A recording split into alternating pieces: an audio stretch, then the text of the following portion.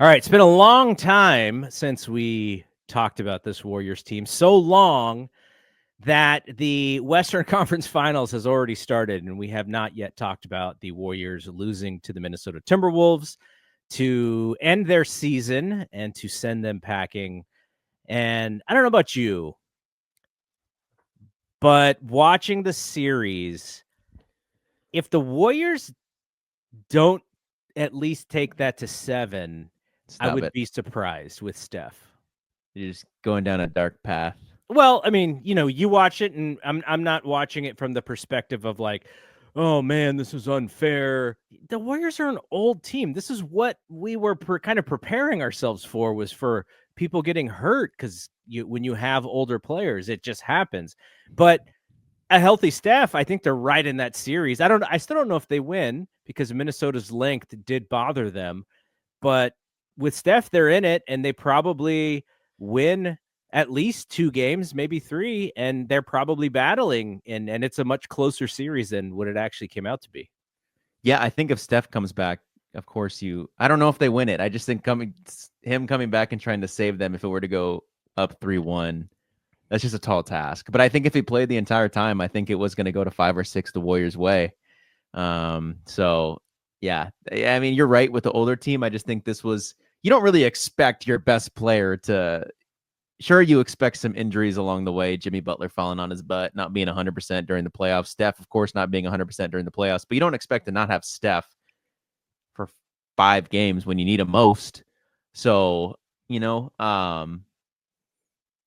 Did you expect Steph to get any heat for when Aaron Gordon decided to play with the hamstring strain?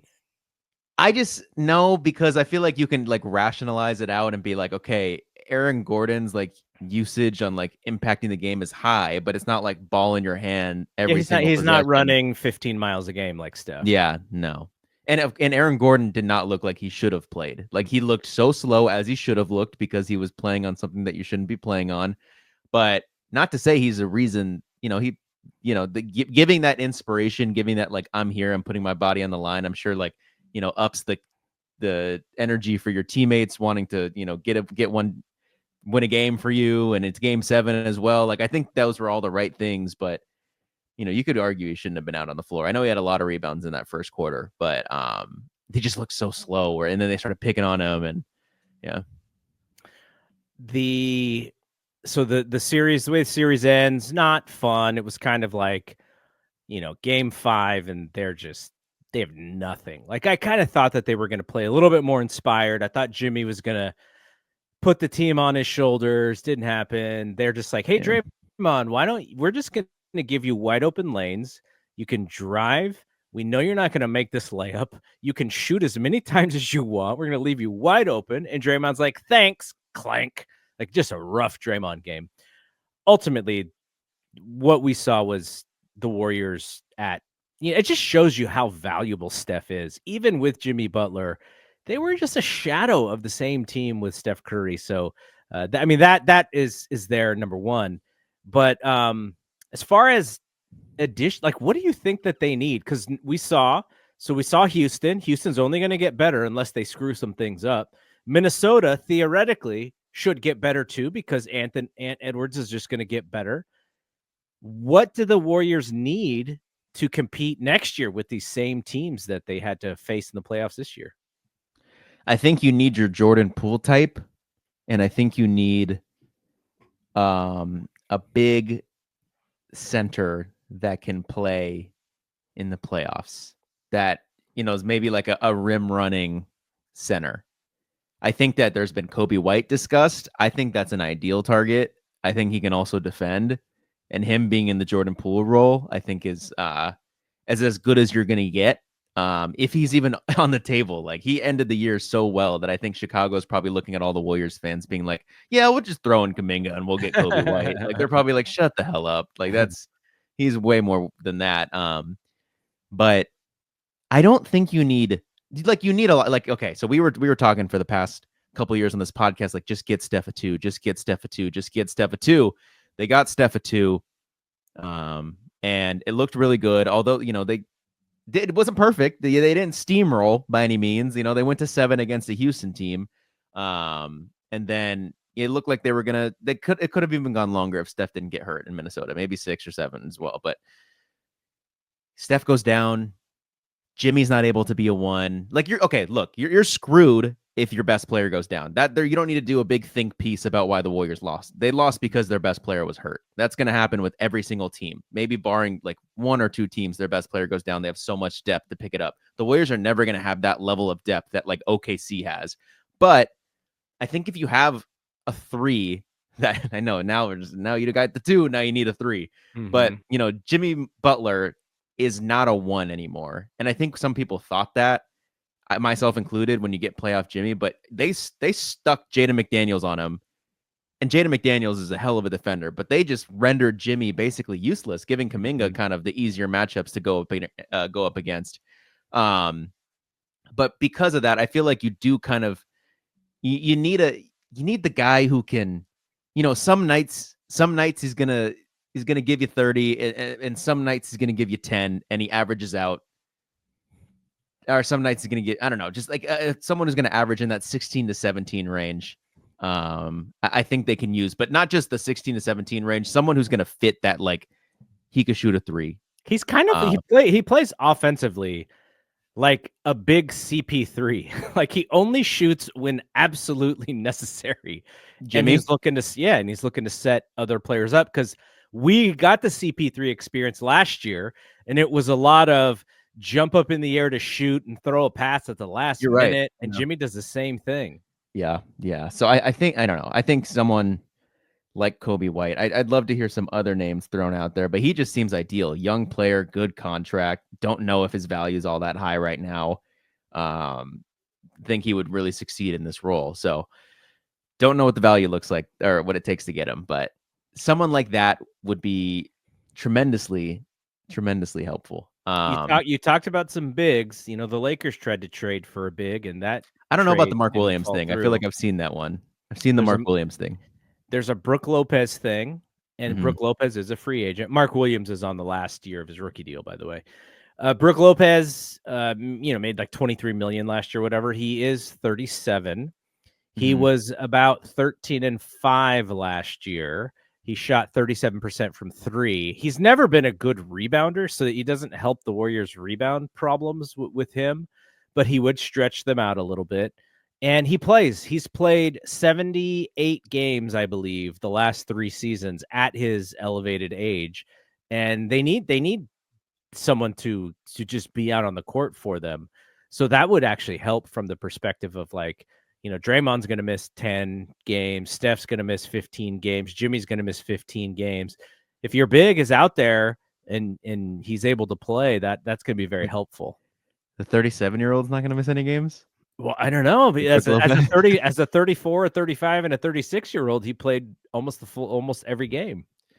I feel like with Brook, though, is like, I wonder what the general look. I didn't watch that many Milwaukee games. I doubt many people watched that many Milwaukee games, but when he won, did he win Defensive Player of the Year, or was he just a finalist? But there was a couple years there where he was regarded as one of the best defensive fives in the league. He was the winner of the Defensive Player of the Year, did he win? He made the All Defensive First Team, I think, 3 years ago. Yeah. So I want to say, like, to me, it kind of made sense that he was regarded as a really good defender. He's a smart defender, good defender. He plays drop. And I think that he was able to be highly regarded while still being a drop defender because he had Drew Holiday at the point of attack. And Drew's going to be able to still like kind of make up for a drop big who plays drop defense. And Brook was able to kind of get away with that because Drew was leading the defense at the top. But when Drew left, I didn't hear anyone talking too much about Brook, being this all defensive talent. And that would make sense if your point of attack goes from Drew Holiday to Gary Trent Jr. And it's not that all defensive level of player who, can get around these screens so that the drop defense that his big is playing doesn't kill them. So you're I just basically wonder, saying it's up to Buddy Hield to turn Brook. The Warriors don't have no Drew. The Warriors don't have a Drew. He was second that year Draymond to Jaren Jackson, by the way, in Defensive Player of the Year. I'd give everything I have and more for Jaren Jackson. You could do the Giannis package. Give him Kuminga, Pajemski, all the picks. Get Jaren Jackson on this team. I promise you, we will win a championship. You think so with Jaren Jackson and He Draymond? becomes the 3 and becomes the 5 you need.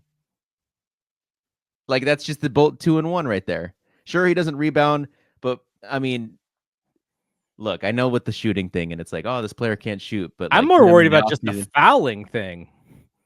you'd think that with Draymond there, with just like the greatest defensive mind I've ever watched in my life, you think that, and him like genuinely like feeling like he would take Jaren under his wing because of the Michigan State ties, and he's always they have the Michigan State group chat, and I know Draymond really likes Jaren, and I can see that being a even though Jaren's already the better player than Draymond, but just like Draymond teaching him everything he knows, the fouls get better. Maybe You might have to give up the Cannon Curry rights to get Jaren Jackson. Yeah, probably. And sorry, Cannon, sorry. So Steve Kerr has been making the rounds. I know he was on Tolbert's podcast in the yard with Tom Tolbert. I haven't listened to that one yet. Because I think it's like a multiple hour show. But he was with Tim Kawakami, and he was just talking about the way the season ended. And it sounds like he was really happy with the way the season ended because of how badly they were, how average they were before Jimmy came, and then getting Jimmy kind of reinvigorated the team. And it sounds like it reinvigorated him too. And maybe his ideas of what this team could be. And you have Jimmy and Steph for 2 more years. Steve said himself, he's only on basically a 1-year deal, but I don't think there's any expectation that he's going to leave unless for somehow Steph leaves, but he seemed pretty happy with the way the team ended the season. And I'm really interested in what he believes that the team needs. Because that conversation was more about the end of the season, how the season ended, Kuminga, how he didn't really fit in. And Steve was really honest about Kuminga. I was like, man, I hope Kuminga's agent doesn't listen to this one. Moses Moody, he was really happy with Moses Moody. It's so funny how you can be so disappointed with Kuminga and then so happy with Moses Moody. And then if you watch that Minnesota series, one guy was playing and the other guy was sitting. So it's kind of weird how, just the whatever that message sends. But I would really like to know what Kerr thinks that this team needs to kind of take it to the next level next year. Steve, I think, I really wonder like how much he is involved in the talent acquisition duties. I imagine just by the way he was talking on the Tim Kawakami podcast, I feel like unless he's a master manipulator, he has zero impact on incoming talent and outgoing. Maybe a little, but maybe none. But just because the way he was talking about next year, he's like, hopefully Jonathan kind of buys in a little more. Like he was just like talking as if everyone on the roster was going to be there next year. And of course, as fans, we're all looking at the Kuminga spot and being like, okay, surely he's not going to be here next year. But Kerr was acting as if he would be, and that to hear he needs to buy in a little more to this Sean Marion thing I want him to be. And Andre Iguodala, he's been saying the Sean Marion thing since his rookie year. I remember that. But yeah, I mean, if you're Kuminga, you want to be Kobe. You don't want to be Sean Marion. And Sean Marion was awesome. Sean Marion wasn't he like a 2? A really good player. He was a 3. He had a funky jumper. He was with the Steve Nash Phoenix teams, but then he won the title with Dirk sort of towards the later stages. Yeah, I remember him as a Phoenix Sun. Yeah. I don't see a lot of Sean Marion game in Kuminga, except for his rookie year when he had to D up Luka. That was where you saw it, but I haven't seen it since. Kuminga is more like somebody who compared him to this guy. Maybe it was Baron Davis. Somebody compared him to Tracy McGrady. He's like, oh, it's going to be like Tracy McGrady when he left Toronto to be his own guy. I'm like, I don't see that because Tracy T-Mac was like a scoring league. Yeah, he could shoot like. He could get his shot off at every opportunity too. I don't know what JK is going to be. I'm a JK fan. I will root for him wherever he goes if it's not on the Warriors. I do hope though that they are very smart with him because Logan Murdoch was on the Zach Lowe show, and Logan Murdoch reminded everybody that they did this Chris Paul deal for Jordan Poole, and it ended up with them getting nothing out of it. Like, they cannot afford to do something like that again. So I bring it up on this podcast a couple times a year. You look back at that deal where they sent a first round pick and Jordan Poole and Patrick Baldwin. So 2 first round picks basically for Chris Paul, who left for nothing. yeah, you can't afford to do that again. Like, you may, maybe there was this like idea that your post championship and your window's a lot bigger. It's smaller now. It's a little smaller now because of the age of your players. So they can't afford. I think they have to really hit a home run on whatever this Kuminga deal is going to be. And I literally don't know what his market is going to be either. I think the really interesting thing that I feel like Bobby Marks pointed out is that they're only going to be able to use 50% of that salary in an outgoing trade. So like a sign and trade. Say Kuminga, reaches, like, he's got to work with the Warriors, but whoever they sign and trade him to, say he ends up signing the 150. Is that what it would be? The 5 for 150 at 30 per year or whatever. Mm-hmm. They can only use 15 of that 30 in an outgoing trade, like to money match. Mm-hmm. It can only be 15 mil. So it's a really interesting kind of aspect to the whole GM maneuvering of, like, putting all that together. Yeah, Dunleavy hit a home run with the Jimmy Butler deal, so I think people are off of his back a little bit. But he would cement himself as a legendary Bay Area GM if he hits a home run with whatever this Kuminga deal is. Yeah, I mean, he's the one who made the Jordan Poole trade. I think Bob signed extended Poole, and the following year Mike traded him after he said he wasn't gonna. But I think we all knew he was going to. But yeah, it's just, we'll keep an eye on whatever the hell the Kuminga thing is. I think Kerr was basically saying on that TK show of what we all kind of think, in a sense of, like, everyone's like, oh, who's the next Andrew Wiggins? Who's the next Aaron Gordon? Basically, who's the next player that was miscast as a star and ends up being an impact playoff player? Yeah. Kerr thinks that's Kuminga. And if I'm Kuminga, I'm saying screw you. I want to be Aaron Gordon in Orlando. I want to be Andrew Wiggins in Minnesota. I want to have that opportunity to be the player that makes all the money, that scores all the points. Like, I don't blame him at all. I think he should go try to do that. I think we are going to get back to a point, though, where Kerr was right. But as a young player, it's like, go do your thing. So that's what it's going to be. Brooklyn, good luck, Kuminga. We mentioned this on the second episode of Valks Valley, which went out before this show, but we are splitting those 2 shows. So the Death Lineup was kind of the big show where we added a Valkyries segment. For right now, who knows if it's going to stay this way. We'll see. There's a little bit of more production for me in order to do it this way, but we're splitting the 2 shows up. So Valks Valley is going to be its own show. The Death Lineup is going to be just Warriors exclusively. So those shows are going to be separate, but they're probably going to be a little not as long as when we had them combined. So this episode of the Death Lineup is not going to be the normal 45, 50 minutes. It'll probably be closer to 30. Same with Valks Valley. So just, I wanted people who are kind of wondering, like, why we split those up. That is the reason why we did. So let's end this one and let's talk about the conference finals, because the Knicks looked like they were going to get one at home, and then Tyrese Halliburton and who was the guy who led the comeback? Was it Nembhard? It was Nembhard who had his career, or was it Neesmith? I forget whatever one it was. They had their career Neesmith high. had like 9 threes, right? Yeah, the career high in the first round of the conference finals, which is amazing in of itself. Halliburton hits a shot that he thinks wins the game. He does the Reggie Miller choke sign. It actually just sent the game into overtime. They actually had to win in overtime. But what a crazy comeback. I'm sure you also saw, if you didn't see the whole game, you saw clips of OKC and Minnesota. It does look like OKC is going to be in the in the NBA finals. Anything can happen. Minnesota can come back. I think they're playing right now. But okay, they're playing right now as we're recording. But there seemed to be a level that they were able to get to that Minnesota couldn't. And then, Rudy Gobert getting pushed under the basket by Chet Holmgren. I was like, come on, bro. This is all they pay you to do is grab offensive rebounds. But as a prognosticator, does it look like OKC's gonna get into the finals to you? And then who do you think that they play in the finals?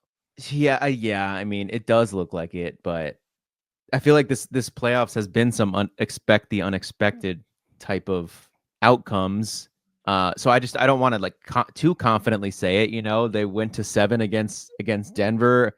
I think if there was any indication in the Warriors series of if this team was going to send clips to the league office, they were saying that, wasn't he saying that Rudy was getting hella held in that first game against the Warriors, and then you see the way SGA gets a whistle in that first game. I'm sure they sent a lot of clips. I'm sure they sent a lot of clips. So I don't know. I think it's going to be OKC, but I don't want to count Minnesota out. Minnesota's got to show up for a couple of these, and I think they will.